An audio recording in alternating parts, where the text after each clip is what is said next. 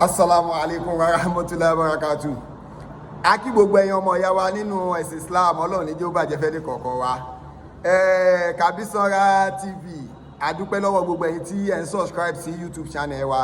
Ọlọ́run ní jẹ́ ó bàjẹ́ fẹ́ ní kọ̀ọ̀kan, ẹ jọ̀ọ́ tẹ́ bá ṣe ń subscribe, ẹ máa bá wa comment, ẹ máa bá wa like, ẹ máa bá wa share. Ọlọ́run ní jẹ́ ó bàjẹ́ fẹ́ ní kọ̀ọ̀kan wa. Ọ̀rọ̀ mi lẹ́ni kò ní pọ̀ torí pé kí ni ìdùnnú ló ṣubú lu ayọ̀ fún gbogbo wa. Lónìí ọ̀rá mi, Sheikh Imam Muftau Abdulgani Ayilara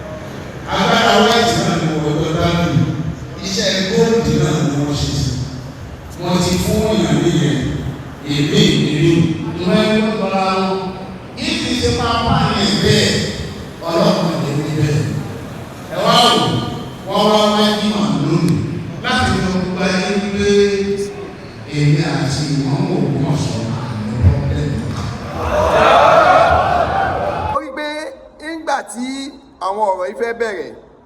à ń sọ fúnra wa wípé àkọ́kọ́ ìmáàmù gbogbo ìlú Ògbómọ̀ṣọ́ Ṣéhù Ojúlówó ọmọ ilé Ayilara ni wọ́n, bó tiẹ̀ jẹ́ pé Àmọ̀tẹ́kùn Oòduà bàbá àlùbáríkà gbogbo ìgbà ni wọ́n ń gbé fídíò wá ata nígbà tí wọ́n lọ lé ìmáàmù Ògbómọ̀ṣọ́ tí wọ́n lọ ṣó gbogbo wọn bàbá ẹ̀rí ń bẹ̀ wípé gbogbo wọn bàbá yìí àgbàlagbà ni wọ́n. Sallu ala nabil karim. Àwa Ayilara la wá sí bíbà yìí. A wá ṣe àlàyé fún àwọn tí ẹ wá wo gbogbo àwọn tí wọ́n ń tako pé ìmáàmù Ògbómọ̀ṣọ́ kì í ṣọmọ inú ilé, ẹ wo sẹ́ẹ̀tì wọn. Bíjà lẹ́nu wọn ò bá wa tán rárá, wọn ò bá wa tán, ṣùgbọ́n kọ́lẹ́ yà mí lẹ́nu pé àwọn tó jẹ́ ẹ̀jẹ̀ wa tí wọ́n ṣe bí ọmọ àlè pàápàá jùlọ alimisi láàrin wọn àrí àyọkà adẹni musili òye kalẹ̀. ọmọ kékèké ni wọn, ẹjẹ àjọ bíra wa léèrè báwo ni ọmọ kékeré ṣe fẹ́ mọ ìtọ́jú àgbàlagbà lọ nínú ilé. Àkọ́kọ́ ọ̀rọ̀ tèmi nìyẹn nígbà náà, but àwọn ò fẹ́ ṣe fídíò lórí àkàn wò wọ́n pé wẹ́ inú ẹbí wọn ni kò sí ní àfẹ́ dá sí. Àtà tí Lukman tó ń ṣe wọ́dà tó fi ń tẹ́tìn Àmọ̀tẹ́kùn Oòduà pé kò gbọdọ̀ wá ní ilé wọn mọ́. Kẹ́rù máa bà wá láti wọnú ilé wa mọ́ni. So àdègé àdẹ́rọ gbogbo ayé Àmọ̀tẹ́kùn Oòduà abẹ́ranko Oòduà tí wọ́n ń pè é. Ìjọ tí ọba wọnú ilé Ayilara èmi kan ni mo sọ̀rọ̀. Tí Àmọ̀tẹ́kùn bá wọlé, Àmọ̀tẹ́kùn náà ni ó kú ó yóò wọ ẹ̀wẹ̀ jẹ́jọ́. Ìjọba bá wọ̀ yóò wọ ẹ̀wẹ̀ jẹ́jọ́. Bí ní bàbá rẹ̀ bá ní ẹni tọ́rẹ́. Nìkan ni ọmọ àlè ní Sheikh Dr. Tola Yunus, àmọ́ nígbà tó di inú iléyá òdodo bẹ̀rẹ̀ sí, àmọ́ nígbà tó di inú iléyá òdodo bẹ̀rẹ̀ sí ní fojú wọn. Ọlọ́ àlámà ní lè tẹ̀rí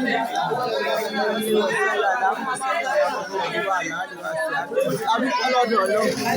àtúndúpẹ́ fún Ọlọ́run, a sì ẹ̀yìn fún aṣíwájú ẹ̀dá àdábì Muhammad,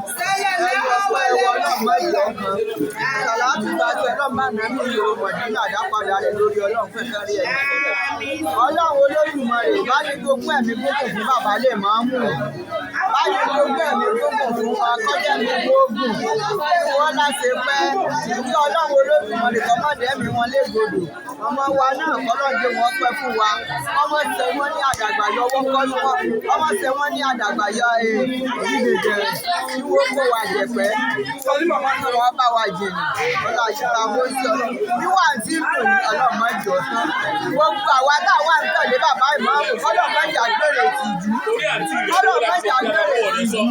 ọlọ́mọ ṣàánú wa wọ́n wá jẹ́ káwọn ọmọ tiwa náà gbogbo ẹ̀yin tẹ̀lé bàbá lè máa mú nǹkan yóò ní bàjẹ́ ọ̀rọ̀ yóò ní dàrú àwọn ọmọ yóò wúlò lóde èèyàn iṣẹ́ tẹ̀ wá ń ṣe yẹn ní ṣíṣe òní ṣe báyìí àgbáríkọ̀ lánàá gbogbo àwọn tí a ti sọ mi lọ́kọ́lọ́ dá wọn padà wá gbogbo ọlẹ́mi wọ́n bá wa kó gbogbo rẹ̀ ọlá ìgbà kó sí ọlọ́run ọlá káwọ́lá. láàrin òdodo àkọ́kọ́ rèé ṣe ti rí ìyá tó ń ṣàdúrà fún mọ́ọ̀mù Ògbómọ̀ṣọ́ yìí ọlọ́run jẹ́ ó dáa fún ìyá náà ìyá yìí lágbára ọlọ́run ẹ̀ ń jèrè ọmọ torí ẹni tó bá ti ń ronú kó dáa fọ́mọ ọlọ́mọ ọmọ tiẹ̀ náà ó gbọ́dọ̀ dáa fóun náà tẹ́ bá wò ìyá tí wọ́n ń sọ̀rọ̀ yìí tí wọ́n ń ṣàdúrà fún mọ́ọ̀mù Ògbómọ̀ṣọ́ yìí ìyá Lukman tó ń tẹ́tí Àmọ̀tẹ́kùn Oòduà pé kò gbọ́dọ̀ wá ní ilé wọn tó ń sọ wípé mọ́ọ̀mù Ògbómọ̀ṣọ́ kì í ṣe ọmọ inú ilé ìyá wọn ni wọ́n ń ṣàdúrà fún mọ́ọ̀mù Ògbómọ̀ṣọ́ yìí o. kẹ́rù máa bà wá láti wọnú ilé wa mẹ́ni so àdègé àdẹ́rọ gbogbo ayé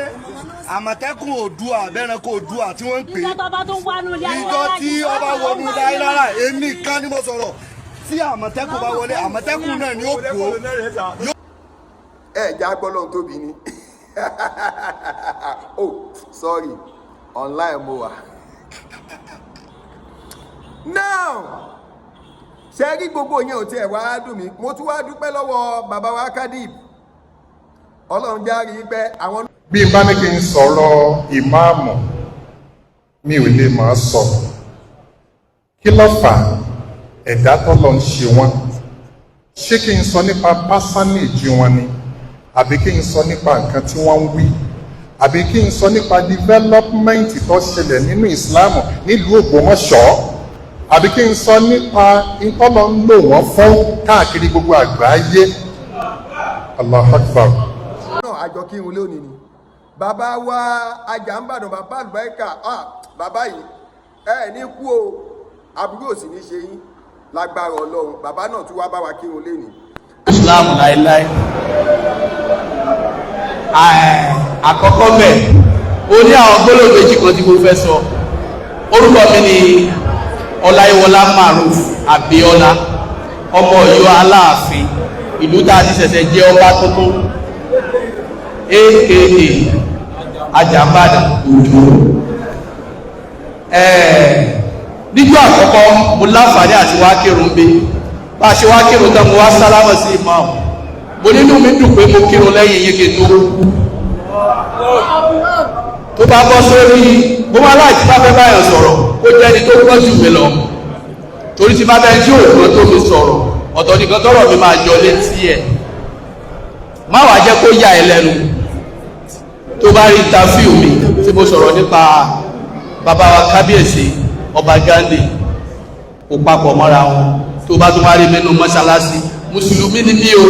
mi ìdẹ̀ yọ ṣe mi ìdẹ̀ pa nǹkan kan mi ìpapọ̀ mọ́ ìjọ tí ń pa nǹkan mi ìpapọ̀ mọ́ tí mo gbé lọ́pọ̀lọ́ ohun mi ọ̀dọ̀ ìjọ náà torí pé mo jẹ́ oní tíátà so kò pé kó wá yé mi ó yé mi gan mo dẹ̀ mọ́ ń gbà fẹ́ni tí Ọlọ́run bá bá gbà fún inú nǹkan tí dẹ̀ mọ́ ń jẹ mí lókun jù pẹ̀lọ́jọ́ orí mi orí mo ti lé lókun ọdún báyìí inú nǹkan tí mọ́ ń jẹ mí lókun jù Islam iṣẹ́ mi tí mo gbé dání iṣẹ́ ìtàgé mi kì í fẹ́ kẹ́gbé yìí ilẹ̀ Yorùbá àti ìlú tá a ti bèbè mi kì í fẹ́ kábùkù kankan nǹkan mẹ́rẹ̀ ìdí nìyẹn gbogbo ẹ̀ tó bá ti wá ronú nípa ilẹ̀ Yorùbá tó ronú nípa Islam gbogbo tí bá jẹ́ ọba nílẹ̀ Yorùbá yóò bá wọn ṣe gbogbo tí bá jẹ́ aṣíwájú ẹ̀sìn mi tí mo gbé dání máa bá ṣe ṣùgbọ́n jẹ́ tó yà ẹ́ lẹ́nu ẹyọ kan tí mo kàn mọ̀ nínú ọ̀rọ̀ tí mo fi máa ń tẹ̀lé Imam mi kì í ṣe followers Imam gẹ́gẹ́ bó ṣe máa ń sọ mi dẹ̀ kì í ṣe followers ọba Gandhi ṣùgbọ́n mo jẹ́ followers òdodo tí mo máa ń gbọ́ lẹ́nu Imam ojú mi olóògbé wá lọ́rọ̀ mi tó bá gbàgbẹ́ lálọ́ wà á padà gbàgbẹ́ lábọ̀ èèyàn méjì ní jẹun ẹnìkan lọ́rọ̀ gbọ́bẹ̀ ẹnìkejì ní ìmọ̀ pé òun ní sẹ́mọ̀ pé ayọ̀ ọlọ́pọ́n ni àwọn àgbàlagbà dẹ̀ ní tọ́lọ́pọ́n méjì márùn-ún ẹ̀gúsí òmèsì wọn ni wọ́n inú mi wá dùn pé mo ṣe alábàápàdé Malam Yusuf. ẹ wá mọ tó dùn mí inú pátápátá òun náà ni bàbá àlùbáríkà olóríire bàbá ṣé mọ̀ pé à ń sọ ńgbà tó jẹ́ pé wọ́n wà nílùú Ògbómọ̀ṣọ́ tọ́wọ́n àti bàbá wa Sheikh Dr. Tọ́lá Yunus tí wọ́n jọ ṣe competition adúpẹ́ o bàbá àjọkíhun lónìí. ọ̀rá mi Sheikh Imam Muftau Abdulgani Ayilara Adọ́wà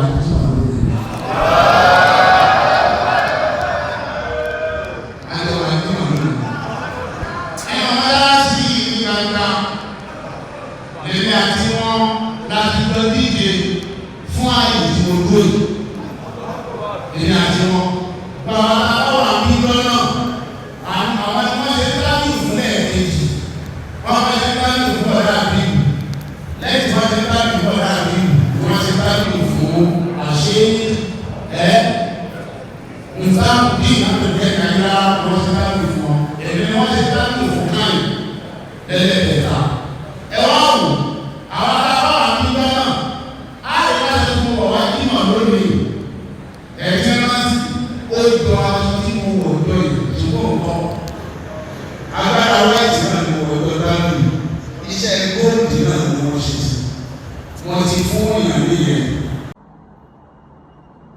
Jágbọ́lọ̀ tóbi bàbá wa tí àjọ kírun yẹn àwọn náà ni bàbá àlùbáríkà olóríire bàbá wa Alhaj Muftau Ayilara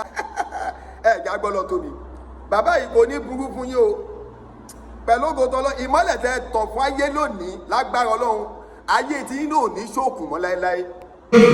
ọ̀rá mi Sheikh Imam Muftau Abdulgani Ayilara Adọ́wà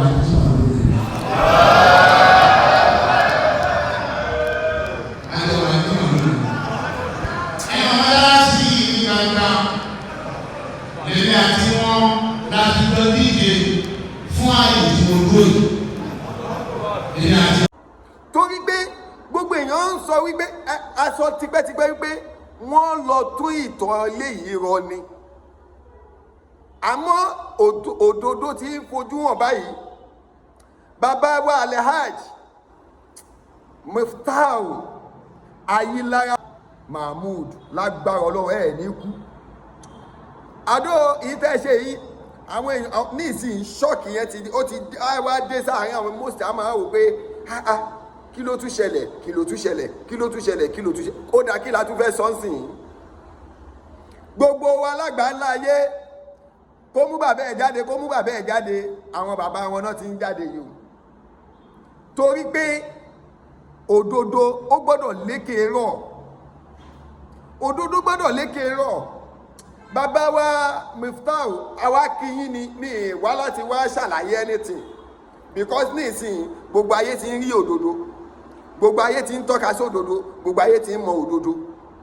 gbogbo wa ti wá rí wípé Kàbísanra media Kàbísanra TV all over the world gbogbo wa ti rí pé kì í ṣe pé a fẹ́ dàlú Ògbómọ̀ṣọ́ rú ìyìn tó jòdòdó là ń sọ ó dá ní ìsìn kí náà tún fẹ́ sọ mọ́ báyìí gbogbo àwa tá a bá ń rí kọ́mẹ́ǹtì torí ìjọ míì ni kì í ṣe torí èní ẹ jẹ́ ká máa farabalẹ̀ gbọ́ ọ̀rọ̀ ká tó fèsì ṣé iná ti rí ní ìsìn yìí pé kì í ṣe pé àwa láti wá dàlúrú àbá wá ń parọ́ fáyé bàbá wa Alhaj Muftau Ayilara Mahmood ẹ ti rí wọn ní ìsìn pé bàbá àjọ kírun ni lágbára Ọlọ́run bàbá kò ní bàjẹ́ fún yín o ẹ ní mòṣì mọ́ lágbára ẹ tí ẹ ní róṣì àti yín àtàwọn ọmọ yín àti ìran yín ẹ ní mòṣì láéláé ṣe wá rí gbogbo àwa tó kù náà ẹ jẹ́ àgbàgbé pé ojú máa tì mí tí n bá padà kíní kan ẹ gbàgbé ẹ jẹ́ àgbàgbé à ń jàbí ká kúkọ́ ẹbí ò gbọ́dọ̀ fira wọn lẹ̀ o a gbọ́dọ̀ jẹ́ kó kun ẹbí ó tọwọ́ wa já ẹ wo tí mọ́mù ṣe wọn ò jẹ́ kó kun ẹbí ó tọwọ́ wọn já wọ́n sì ń sọ ń gbogbo gbà pé àní ọ̀rọ̀ inú ilé àwọn sẹ̀ àwọn ò ní gbé síta gbangba